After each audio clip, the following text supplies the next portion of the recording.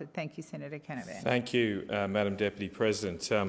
And the Chief Government Whip makes a very good point there that normally in this debate, sometimes the last speaker actually wouldn't get on.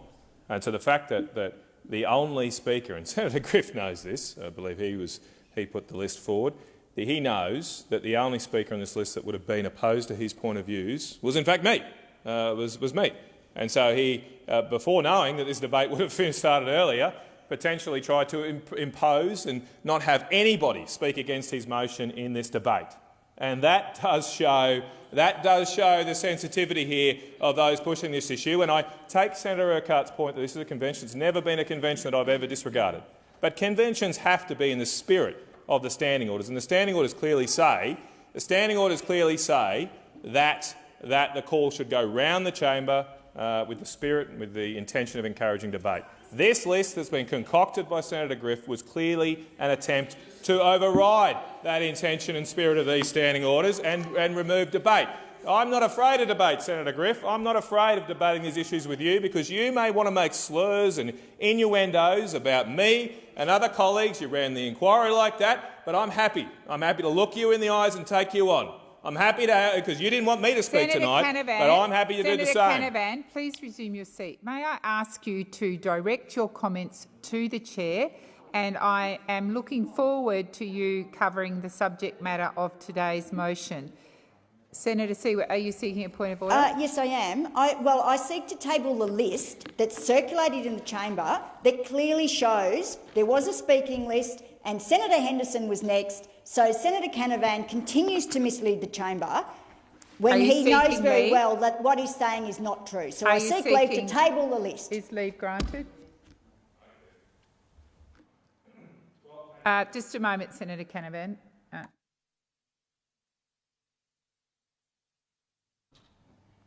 I'm going to call it again.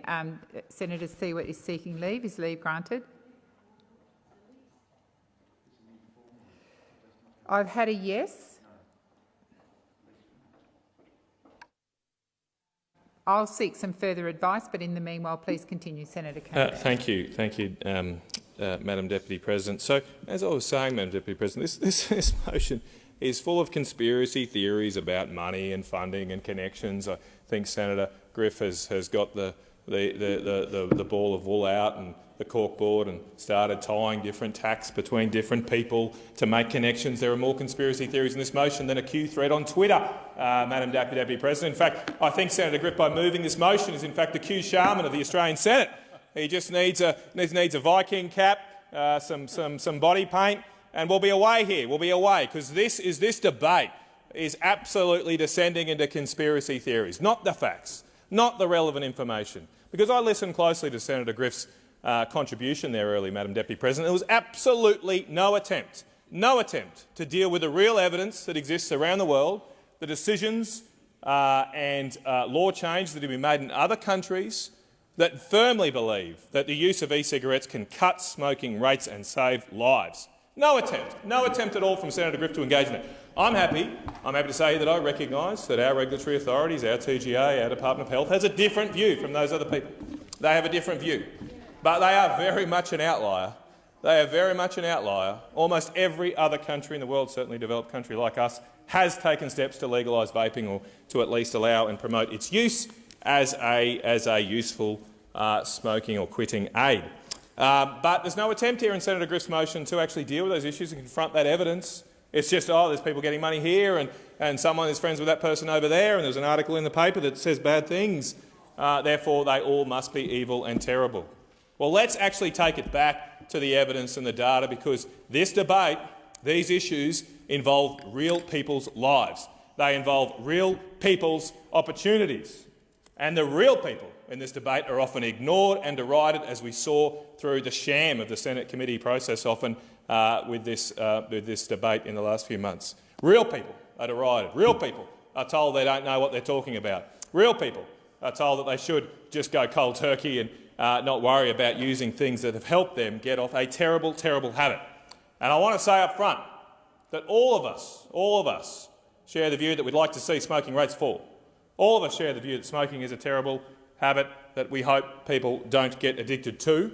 and all of us agree that smoking kills far too many people in this country. It is still the largest killer of Australians through drugs, through the use of alcohol or drugs.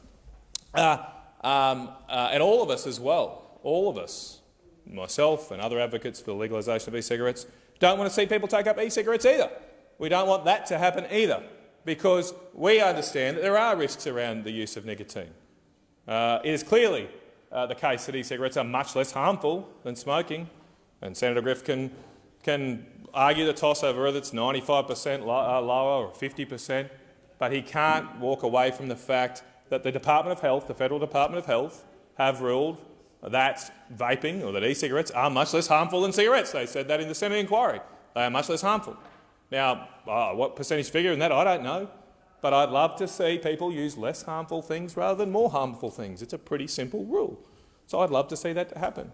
But it's hard to have that happen in this country because we continue to lag the world in the use of the latest evidence and the legalisation of these products, so more people can quit and improve their lives. And I want to make sure that this, there's accusations that all these views that I take or others take are all because big bad companies want us to and all this rubbish. Well, I want to say it's actually real people that I've had connection with that have influenced my views on this issue. I don't smoke. I hadn't vaped until the inquiry. First vaped for the first time somewhere over a Christmas party, I think, over Christmas. I don't like it. I'm not going to take it up. But it was never something personal for me. But it was real people that I knew who these products had helped them quit. Real people who contacted me after the government announced a ban on the importation of liquid nicotine to take effect within a week, that were very worried about what was going to happen to their lives, what was going to happen to their mental health in the middle of a pandemic. That's what caused me and triggered me to get involved in this. A few months ago, I was touring around coal mines, as I like to do from time to time, and I went to a crib room, spoke to a couple of truck drivers, and one of them there said, "Oh yeah, I know you, I get your emails." And I thought, well, this bloke probably knows that I kind of like coal. Despite Labor Party's attempts to shut it down, I want to support their jobs and support their livelihoods. And I thought he might be on that email distribution list. And no, straight away said, "No, you're the vaping guy. You want to let me keep vaping. I like you." Because guess what? At the mines, a lot of people wouldn't notice. A lot of the Labor Party senators wouldn't notice anymore because they don't go to mines and these sort of places anymore. At the mines, quite often, smoking is banned. Because it's not a useful thing to have, particularly at a coal mine. Don't want flames around, so it's banned. So those people who are unfortunately addicted to nicotine, they don't have a lot of other choices. And people they can say these gums and all this other stuff, but they don't, not connecting it back to the real world. These guys work in a hard job. They work 12 hours a day. They're away from their families for weeks at a time, and then people over here want to deny them the right just to have a little bit of relief in their lives. They want to deny them that right because they think they know better. They know better than what that coal miner thinks in Moranbah. That's what sums up this whole debate. Senator Griff, Senator Sheldon, other senators in this place think they know better than the average worker in a coal miner about what's good for them. What's good for them. Well, I back the average everyday Australians to make decisions about their health. It's unfortunate that too many Australians have found themselves addicted to nicotine and rely on smokes to do so, but I do back adult Australians to make decisions about how they want to try and kick the habit, get off the habit and have a better life, particularly when e-cigarettes are clearly less harmful than smoking. All the evidence says that. Now, as I said before, Senator Griff refused to engage in the overseas evidence that clearly says this and refused to even indicate that other countries have clearly adopted and legalised e-cigarette products and done so because of the clear evidence that they help. It's very timely, though, the motion Senator Griffiths puts up, they're very timely because just yesterday, Public Health England released a comprehensive report that they do annually on the effects of e-cigarettes. It's a very comprehensive report. It's about 426 pages. I would recommend it to all senators interested in this debate. And the attitude and conclusions of Public Health England are now very different from where our own health authorities are. As I said, I recognise our health authorities have a different view, but they are not the Pope, they are not infallible. We should look at all evidence around the world, especially in countries which have taken a different path to ourselves. And in England, Public Health England clearly demonstrate in clear evidence about the the impact of the legalisation of vaping and the benefits that has had for real people that should be the centre of this debate. This report, this Public Health England report published yesterday, said that it is estimated in 2017 more than 50,000 smokers stopped smoking with the aid of a vaping product who would otherwise carried on with smoking. Real people, 50,000 real people in the United Kingdom who no longer have a terrible habit thanks to the use of vaping. The report went on to say that 38% of smokers in 2020 believe that vaping is as harmful as smoking, and 15% of smokers believe that vaping is more harmful. And this goes to the point. Senator Griff wanted to deride, through you, Acting Deputy President, wanted to deride the evidence that vaping is less harmful. But this is harmful in itself. Senator Griff's statements are harmful in and of themselves because he perpetuates the myth that is very prevalent among smokers that vaping is worse or is just as worse as smoking. So according to Public Health England, something almost more than half of smokers believe that vaping is as harmful or more harmful than smoking. So that's obviously going to stop people and prevent people choosing a less harmful product because they are fed myths and lies by the advocates or those that are standing against vaping. Their report went on to say that using a vaping product as part of a quit attempt has some of the highest quit success rates. They estimate that between 60% and 74% were successful over the last 2 years in quitting who used vaping products. That's real evidence. That's real evidence, not speculation, not complicated econometric tests. It's real evidence that more than half of people who try vaping products in the United Kingdom actually end up successfully quitting. That's pretty good. That is a pretty good success rate. The report went on to say that vaping has plateaued in adults and young people since the last report in March 2019. So this report comes out every year, and there's no evidence that the legalisation of vaping has actually increased smoking. That vaping has increased among young people, which is often a criticism made of the attempts at legalisation. That is actually plateaued. There hasn't been any increase among young people.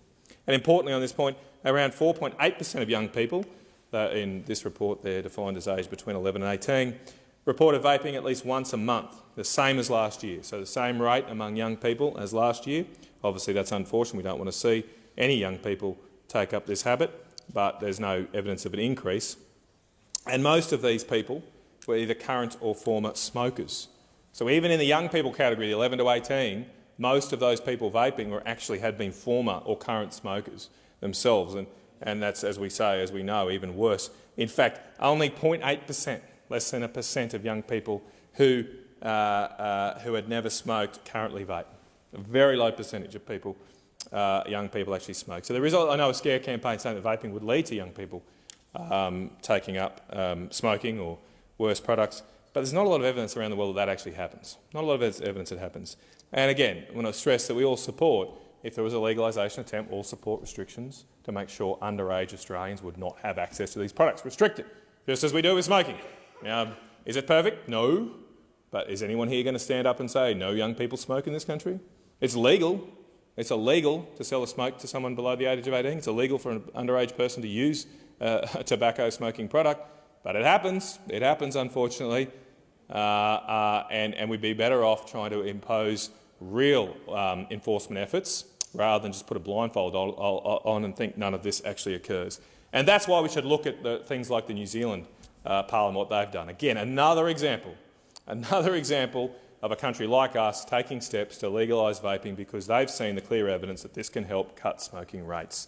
They have adopted a model where very strict advertising, selling retail arrangements to prevent it going to the hands of young people, and they've allowed the product to be used as a quit aid. The facts that we close our eyes to this evidence indicates to me that the entrenched positions that some have taken in the Department of Health and other organisations are the real barrier here, the real barrier to progress and making people's lives better. The other side here, and Senator Griff said the same, the other side here like to say that the US is the example. Well, the US is a free-for-all, and no one is advocating that model. No one is advocating that model. We don't want this. We don't want this THC in our products. We don't want vitamin E acetate. They are causing real issues, real issues. But let's have proper regulation to make sure that we can help those in this country that find themselves addicted to nicotine and actually return this debate to them, It's not about the health bureaucrats. It's not about the health academics, this debate. It is not about what our position has been or how successful we've been as a country in the last few decades in cutting smoking. It is about the 12% of Australians who continue to smoke on a daily basis and need some help to get off a terrible habit so they can have better lives, so they can be better mothers, better fathers, and they don't continue this habit throughout generations in this country.